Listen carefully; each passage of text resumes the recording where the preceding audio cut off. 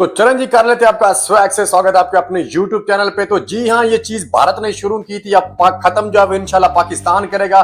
सबसे पहले बात करेंगे हारिस रऊफ की। उनकी जितनी तारीफ की जाए वो कम है। जितना अग्रेशन इस गेम में हारिस रऊफ ने डाला है इतना किसी खिलाड़ी ने भी नहीं डाला। इसकी जितनी तारीफ की जाए वो कम है। और ये चीजें बिल्कुल अब जरूरी हो गई है। ये चीजें बिल्कुल अब जरूरी थी जो हारिस रऊफ ने की हैं। फखर जमान ने अपना अग्रेशन जो है वो बिल्कुल शो किया हार्दिक पांड्या के सामने जब वो आए थे। साहबजादा अफरान की जितनी तारीफ की जाए वो कम है। उन्होंने जैसे 50 जो बनाए उसके बाद उनका वो स्टाइल था, लाजवाब था, कमाल था, धमाल था, बिल्कुल बॉक्स ऑफिस लग रहा था। इसमें कोई शक तो है ही नहीं है। और उससे आगे बिल्कुल ये तारीफ करनी पड़ेगी कि जितने भी पाकिस्तानी बॉलर्स थे, स्पेशली शहनशाह अफरीदी को ले लें, हारिस रऊफ को ले लें, जो मतलब यही दो मेन आपके फाइटर थे, इन्होंने बिल्कुल एक अग्रेशन शो किया जो कि बिल्कुल डिमांड कर रहा था। और एक्सीलेंट परफॉर्मेंस थी पाकिस्तान की। अग्रेशन के लिहाज से देखा जाए तो इसमें कोई शक नहीं, बिल्कुल आउटस्टैंडिंग ये अग्रेशन ही चाहिए था। क्योंकि ये चीजें इन्वॉल्व कर भारत ने कर दी थी और इसका जवाब तो पाकिस्तान को देना ही था।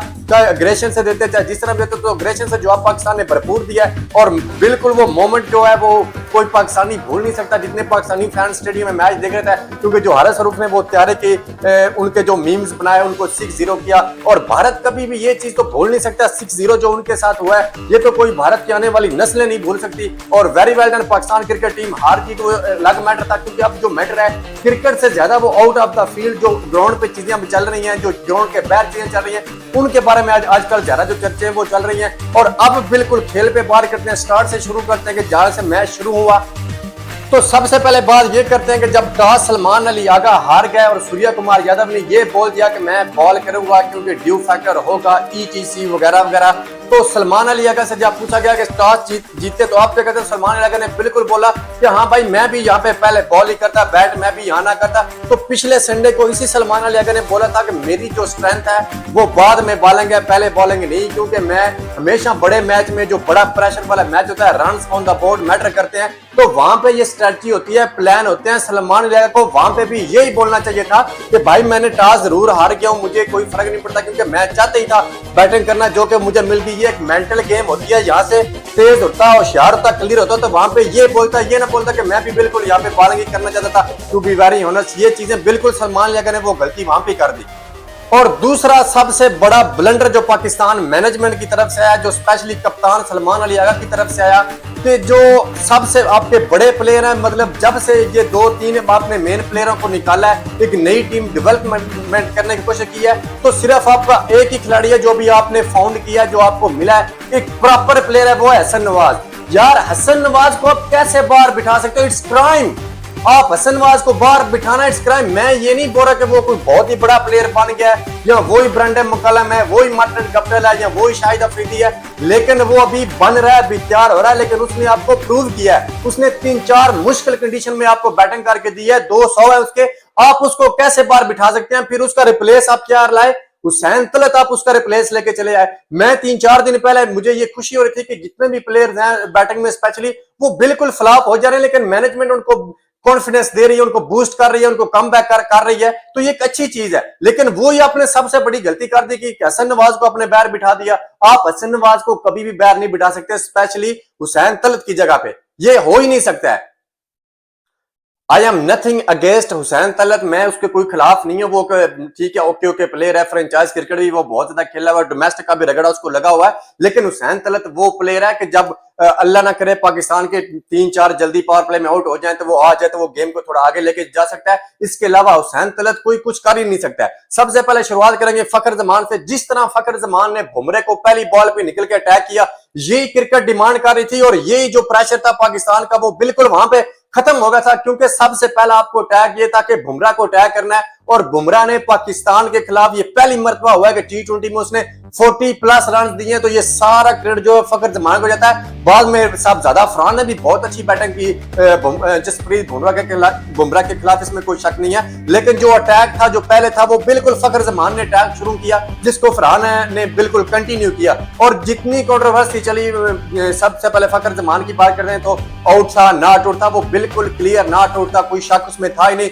लेकिन मुझे सबसे अच्छी चीज ये लगी, मुझे सबसे खुशी ये इस चीज की हुई कि कम से कम जो कमेंटेटर हैं स्पेशली पाकिस्तानी, उन्होंने आवाज उठाई, उन्होंने कम से कम बात की। पहले ऐसा होता था कोई भी ब्लंडर डिसीजन होता था ऑन द फील्ड तो कमेंटेटर हैं वो बिल्कुल ऐसा होता जिस तरह बांधे हुए हैं आईसीसी के, और जो ब्रॉडकास्टर है उसके वो कोई बोलते नहीं थे। सबसे पहले उसकी बात वकार यूनुस ने की, फिर वसीम अकरम ने बात की, जो कि कम से कम उनका बात करना बनता था। उन्होंने कहा था बिल्कुल ये ब्लंडर है। और दूसरी बात मैं करना चाहता हूँ ब्रॉडकास्टर की, जो कि बिल्कुल इंडियन है। ब्रॉडकास्टर ठीक है वो पैसा बना रहा है, जो भी पाकिस्तान इंडिया का उसको मैच मिल गया है वो पैसा बना रहा है। जैसे ही फरहान ने कोई एक मतलब शो में किया, वो बिल्कुल आपको 2 या 3 सेकंड की वो जल्दी ब्रॉडकास्टर दिखाएगा, उसके अलावा पूरे मैच में उसकी कोई सेलिब्रेशन नहीं उसने दिखाई ब्रॉडकास्टर ने, क्योंकि वो इंडियन था, फैन नाराज होने थे अगर ब्रॉडकास्टर दिखाता तो। और दूसरा ब्रॉडकास्टर का जो ब्लंडर था, जब फकर जमान आउट होकर चले गए, वो दोबारा 3-4 दफा दिखा देते, किसी दूसरे एंगल से दिखाते, तीसरे से दिखाते, चौथे से दिखाते, फिर डिसीजन लेते। लेकिन ब्रॉडकास्टर ने क्या बोला कि बिल्कुल हमें फ्रंट ऑफ द व्यू सामने आ रहा था, उसकी बिना पे हमने फैसला कर दिया। जब ऐसे फैसले करने होते तो हमेशा क्रिकेट की तरीके में वो बैट्समैनों के हक में होते हैं, ना कि बॉलरों के हक में। तो ये क्या ब्लंडर कर दिया ब्रॉडकास्टर ने और आईसीसी ने। और जितनी भी 20 लेजेंड हुई फकर जमान की, हार्दिक पांड्या की, वो भी ब्रॉडकास्टर ने दिखाई। और सबसे जो हाईलाइट थी इस मैच की वो था हारिस रऊफ। जब हारिस रऊफ बाउंड्री पे खड़े होकर उनके त्यारों की इस तरह मीम्स बना रहा है, ये चीजें कर रहा है, तो ब्रॉडकास्टर को वो नजर नहीं आया। 300+ कैमरा वहां पे होता है, ब्रॉडकास्टर ने लाइव एक्शन में कोई ऐसी चीज नहीं दिखाई। वो जितने भी क्लिप आ रहे हैं वो बिल्कुल टेलीफोन से किसी ने मोबाइल पे वहां पे लेके चढ़ाया, सोशल मीडिया का दौर होता है वो सामने आ गया, लेकिन ब्रॉडकास्टर बिल्कुल वो चीज नहीं दिखा रहा। हाँ, जो हारिस रऊफ ने बिल्कुल, हारिस रऊफ को जब चौका लगा तो उन्होंने शुभमन गिल के साथ स्लेजिंग की, अभिषेक शर्मा के साथ स्लेजिंग की, वहां पे बिल्कुल ब्रॉडकास्टर ने वो भी 3-4 सेकंड की झलकी दिखाई, उसको भी टाटा बाय बाय कर दिया। अब जब दोनों तरफ से ये चीजें चल रही थी, स्पेशली पाकिस्तान की तरफ से चल रही थी, तो ब्रॉडकास्टर क्यों सो गया था? मैं कहता हूं आईसीसी को ये भी लेटर लिखना चाहिए, पीसीबी को इस पर भी बात उठानी चाहिए कि ब्रॉडकास्टर का मतलब होता है कि जो चीज टेलीकास्ट की जा रही है लाइव, उसके विजुअल दिखाए, दोनों तरफ से दिखाए। ये ना हो कि एक तरफ से दिखाता रहे और दूसरी तरफ से बिल्कुल वो खामोश रहे। और मैच में वापस आते हैं, जैसे 10 ओवर में 91 थे और एक और था, उसके बाद ब्रेक हुई, जो ड्रिंक ब्रेक होती है 3-4 मिनट की। उसके बाद जो मोमेंटम है वो बिल्कुल शिफ्ट हुआ भारत की तरफ, इसमें कोई शक नहीं है। लेकिन ये कि वो 3-4 मिनट के बाद आपको मोमेंटम दोबारा बनाना था, स्पेशली जो नेक्स्ट 5 ओवर थे उसमें कोई बाउंड्री नहीं थी। ठीक है, सैम अयूब आते आउट हो गया, मतलब जब 11वां ओवर शुरू हुआ तो वो आउट हो गया। लेकिन 10 ओवर के बाद सूर्य कुमार यादव ने अपने हाथ खड़े कर दिए थे। उसका हाथ खड़े करने का मतलब सबसे पहले ये था कि मेरे सारे मेन बॉलर जो है, कुलदीप यादव ले लो, वरुण चक्रवर्ती ले लो, जसप्रीत बुमराह ले लो, वो पिट गए हैं। अब मेरे पास कौन बचा है? शिवम दुबे बचा है, क्योंकि मेरे पास और कोई ऑप्शन नहीं है। तो वहां पे पाकिस्तान जो वो बिल्कुल ब्लंडर पाकिस्तान ने कर दिया, हुसैन तलत को भेज के, फिर बीच में नवाज को भेज के। यार वहां पे आपको मैं कहता हूँ 2 की बजाय 3 विकेट भी शिवम दुबे ले जाता, मुझे कोई फर्क नहीं पड़ता था। वहां पे आपको 40 से 50 स्कोर उसके 4 ओवर में ऐड करना था। बेशक उधर वहां आप शहनशाह अफरीदी को भेज देते, आउट होता, मरता ना मरता कोई फर्क नहीं पड़ना था। आपके पास हारिस था, आप उसको भेज सकते थे, वो भी मारता, आउट होता, कोई फर्क नहीं पड़ना था। आपने नवाज को भेजा, हुसैन तलत को भेजा और सलमान अली का खुदा। यार वो क्या कर रहे थे उस टाइम 4-5 ओवर? अभी तो शुक्र करके वो फहीम अशरफ आए, 8 बॉलों में 20 स्कोर कर दिए। मैं पहले भी बोला था कि एक कोई भी प्लेयर होता है उसका एक पीक होता है। फहीम अशरफ जिस टाइम वो खेल रहा है, जितनी उसके पास कैपेसिटी है, वो अपनी पीक क्रिकेट खेल रहा है। वो बेन स्टोक्स नहीं है, वो हार्दिक पांड्या नहीं है, ये हमें समझना चाहिए। लेकिन वो एज ए फहीम अशरफ अपनी पीक की क्रिकेट वो भी खेल रहा है। अभी आप उसको कभी भी बाहर नहीं बिठा सकते। अभी आप उसको प्लेइंग 11 का हिस्सा, श्योर 1000% उसको प्लेइंग 11 का हिस्सा होना चाहिए, जो कि कल था। और उसने बॉलिंग भी अच्छी की। और सबसे बड़ी मैं बात यहाँ पे करना चाहता हूँ, जब पाकिस्तान की बॉलिंग स्टार्ट हुई, वो जहां पे वो मैनेजमेंट हमारी वो कंप्यूटर लेके उधर बैठी होती है, करोड़ों में लाखों में तनख्वाहें ले रही होती है, उनका सबसे बड़ा ब्लंडर ये था कि जब उन्होंने देख लिया कि शुभम दुबे जैसा बंदा 122 की पेस से 120 की पेस से बॉल कर रहा है और वो बॉल इस पिच पे कामयाब हो रही है, तो फिर क्यों नहीं वो उस प्लान पे गया कि उधर हुसैन तलत और फहीम अशरफ, 2 आपके पास ऐसे बॉलर थे जो बिल्कुल सेम उसकी कॉपी है शिवम दुबे की, कि भाई स्लो बॉलें फेंकनी है, पेस नहीं चाहिए, ऑफ स्टंप के बाहर सारी बॉलें फेंकनी है, बीट करने पर जाना है, प्लेयर ऑटोमेटिक आउट होगा। लेकिन हमारा प्लान ये क्या था कि हम बिल्कुल सोए तक कोई कप्तान के पास प्लान ही नहीं था। और दूसरा जो बल्कि सबसे बड़ा ब्लंडर था सलमान अली का, जब हारिस रऊफ को पहले ओवर में 12 स्कोर लग गए, तो ये पहली दफा नहीं लगे हैं, वो हमेशा स्कोर देता है, हमेशा वो उसको मार पड़ती है। लेकिन साथ ऐसा होता है कि वो कभी कभी विकेट भी निकाल जाता है, आपको फिर उस टाइम विकेट की जरूरत थी। आपको 12 स्कोर आपने देखे, हारिस रऊफ को लगे, आपने उसको मेन बॉलर को उठा लिया, जो कि एक ही आपके पास पेस अटैक था जिसपे आपको था कि यार ये कुछ करेगा। जब आपने दोबारा उसको लाया तो विकेट भी आपको लेके दे गया, बॉलिंग भी अच्छी कर गया, उसने कैच भी अच्छा पकड़ लिया, उसका कॉन्फिडेंस भी वापस आ गया। लेकिन उस टाइम तक गेम ओवर हो गई थी। और अब थोड़ी मैं मेन चीज जो बात करूंगा हारिस रऊफ और शहनशाह अफरीदी के बारे में, तो बहुत तारीफ होगी जो आउट ऑफ मतलब क्रिकेट थी उसमें तो उन्होंने बिल्कुल अच्छा किया, स्लेजिंग की सारा किया। शहनशाह अफरीदी ने आपको सिर्फ अपने करियर में एक मैच जिताया हुआ है, जो 152 बाबर आजम रिजवान करके गया था, उसमें मैन ऑफ द मैच शहनशाह अफरीदी था। मैच वहां पे शहनशाह अफरीदी ने पहले 3 ओवर में खत्म कर दिया था। ये रियलिटी है, ये सच है, कोई माने या ना माने। और उसने अपने करियर में सिर्फ पाकिस्तान को सिर्फ एक ही मैच जिताया हुआ है। और हारिस रऊफ भी पिछले 8 साल से खेल रहा है, उसने आज तक करियर में ऐसे स्पेल तो बहुत किए, जिस तरह उसने कल भी स्पेल किया, अच्छे स्पेल करता है, लेकिन आज तक उसने सिंगल हैंडली पाकिस्तान को मैच नहीं जिताया। हमें वो बॉलर चाहिए जो अपने लिए नहीं, अपना स्पेल वो करके ना निकल जाए, कम से कम पाकिस्तान को जीत चाहिए। जब तक पाकिस्तान नहीं जीतेगा, इस स्पेल का, इन चीजों का कोई फायदा नहीं, 1% भी इन चीजों का कोई फायदा नहीं है। जब तक Haris Rauf man of the match नहीं आएगा किसी बड़ी टीम के खिलाफ, उसकी परफॉर्मेंस हमारी नजर में जीरो है। जो स्लेजिंग उसने की, जो चीजें उसने की, वो बिल्कुल अच्छी है, उसको हम अप्रिशिएट कर रहे हैं। शहनशाह अफरीदी ने जो किया उसको हम अप्रिशिएट कर रहे हैं, लेकिन एज ए बॉलर वो पाकिस्तान को कब मैच जिता के देगा? एक मैच आप 8 साल में अपने पाकिस्तान को जिताया और आप पाकिस्तान के मेन प्रीमियर बॉलर के नाम पे आप खेल रहे हो।